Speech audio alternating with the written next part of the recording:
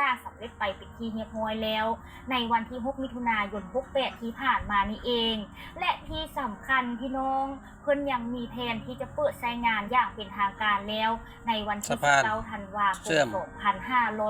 2568ทำพันธไมตรีไทยลาวช่วงปลายปีนี้นั่นเองเนาะ 4,000 ล้านบาทได้เห็นข่าวนี้แล้วก็จากประเทศไทยสู่สาธารณรัฐประชาธิปไตยประชาชนลาวความเจริญมาสู่ประเทศลาวอีกแล้วรายละเอียดของสะพานดังกล่าวนี้สิเป็นแนวใดเบิ่งสาวลาวเบิ่งไปพร้อมๆกันเลยเนาะไปกันเลยรีวิวไปเลยนี้ขึ้นมานั้นเริ่มต้นเลยก็คือเกิดมาจากแผนพัฒนาทางหลวงของสปป.ลาวนั่นเองท่านผู้ชมโดยเพิ่นได้มีการก่อสร้างถนนเลียงเมืองปากสันทางด้านทิศตะวันออกเนาะนั่นก็เพื่อเชื่อมต่อการเดินทางและส่งเสริมเศรษฐกิจการค้าการลงทุนและการท่องเที่ยว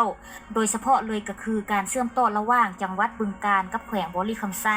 เพื่อเชื่อมโยงการเดินทางและการขนส่งสินค้าให้สะดวกหลายขึ้นเนาะอีกอย่างนึงก็เพื่อประหยัดเวลาและต้นทุนในการขนส่ง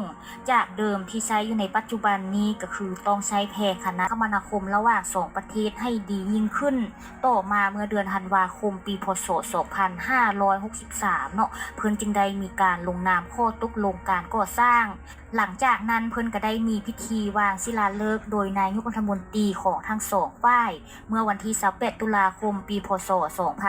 2565นั่นเองและเพิ่นก็ได้เริ่มทำการก่อสร้างแต่นั่นเป็นต้นมาจนฮอดปัจจุบันเนาะพี่น้องโดยโครงการดังกล่าวนี้ก็คือเป็นโครงการก่อสร้างสะพานข้ามแม่น้ำโขงเนาะเพื่อเชื่อมมิตรภาพระหว่างไทยกับลาวโดยเพิ่นได้มีการสร้างข้ามทางหลวงของแผ่นดินทางฝั่งประเทศไทยนั่นก็คือทางหลวงหมายเลข212เนาะบริเวณกิโลเมตรที่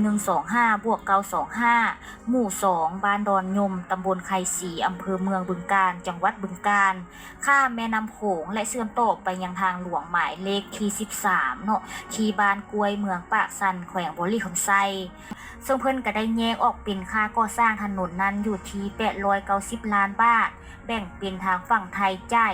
750ล้านบาทส่วนทางฝั่งลาวก็คือจ่ายสมทบแค่ 1% เนาะพี่น้องนั่นก็คือ140ล้านบาทนั่นเองและต่อมาการก่อสร้างอยู่ที่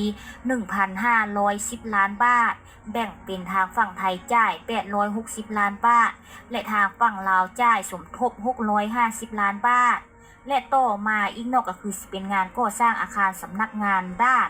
โดยมีวงเงินงบประมาณในการก่อสร้างอยู่ที่ 1,000 ล้านบาทฝั่งละ500ล้านบาทนั่นเองเนาะแบ่งกันทั้งสองฝ่ายไทยและลาวและต่อมาก็คือสิเป็นส่วนทางฝั่งลาวก็คือจะได้ใช้เงินกู้